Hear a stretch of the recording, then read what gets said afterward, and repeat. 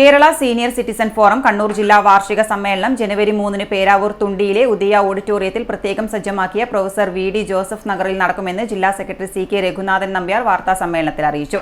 രാവിലെ 10 advocate Sunny Joseph MLA. ഉദ്ഘാടനം ചെയ്യും. റെയിൽവേ യാത്രാ ഇളവുകൾ പുനഃസ്ഥാപിക്കുന്നത് ഉൾപ്പെടെയുള്ള വിഷയങ്ങൾ സമ്മേളനം ചർച്ച ചെയ്യും.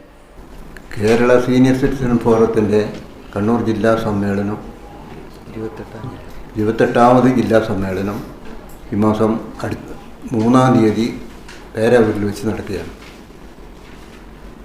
അതിൽ പേരാവൂർ തൊണ്ടിയിൽ അത് ഉദയ ഓഡിറ്റോറിയത്തിൽ വെച്ച് നടക്കുകയാണ്. ഏകദേശം 30,000-ത്തിലധികം മെമ്പർമാരെ പ്രതിനിധീകരിച്ച് 600-ലധികം പ്രതിനിധികൾ അവിടെ പങ്കെടുക്കുന്നുണ്ട്. ഫാദർ മാത്യു തെക്കേമുറി അനുഗ്രഹ പ്രഭാഷണം നടത്തും. Peravoor block panchayat president K. Sudhakaran, Peravoor grama panchayat president P. Venugopalan, DYSP K V. Pramodan തുടങ്ങിയവർ പങ്കെടുക്കും. രാവിലെ 11 മണിക്ക് ചേരുന്ന ജില്ലാ കൌൺസിൽ യോഗം സംസ്ഥാന ജനറൽ സെക്രട്ടറി പി. കുമാരൻ ഉദ്ഘാടനം ചെയ്യും. വയോജനങ്ങൾക്കായുള്ള കൂടുതൽ മെച്ചപ്പെട്ട സംരക്ഷണ സേവന പദ്ധതികൾ നടപ്പിലാക്കണമെന്ന് ഭാരവാഹികൾ ആവശ്യപ്പെട്ടു. ചില സംഘടനകളും ഇപ്പോൾ പൊന്തി വന്നിട്ടുണ്ട്. പക്ഷേ ആദ്യമായി ഗവൺമെൻറ് അംഗീകരിച്ച സംഘടനയാണ് കേരള സീനിയർ സിറ്റിസൺ ഫോറം.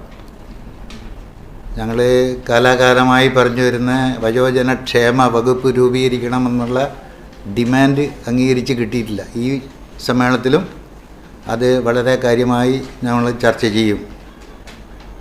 കാരണം വെച്ചാൽ നമുക്ക് പറയാൻ കൃത്യമായ ഒരു വകുപ്പ് മന്ത്രിയും ഇല്ലാത്തത് കൊണ്ടുള്ള പ്രയാസങ്ങൾ. ഏകദേശം ഇപ്പോൾ സർക്കാരിൻ്റെ കണക്ക് പ്രകാരം 16.9% വയോജനങ്ങളുണ്ട് എന്നാണ് കണക്ക്.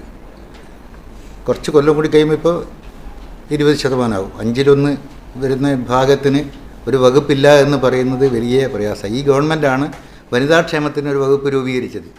കേന്ദ്ര സംസ്ഥാന തലങ്ങളിൽ സർക്കാർ പ്രത്യേക വയോജന ഗ്രൂപ്പ് രൂപീകരിക്കുക, വാർദ്ധക്യകാല പെൻഷൻ ചുരുങ്ങിയത് 5,000 രൂപയാക്കുക, റെയിൽവേ യാത്രാ ഇളവുകൾ പുനഃസ്ഥാപിക്കുക തുടങ്ങിയ ആവശ്യങ്ങൾ സമ്മേളനം ചർച്ച ചെയ്യുമെന്നും ഭാരവാഹികൾ അറിയിച്ചു. വാർത്താ സമ്മേളനത്തിൽ ജില്ലാ vice president Joseph Kokkat, Maloor P.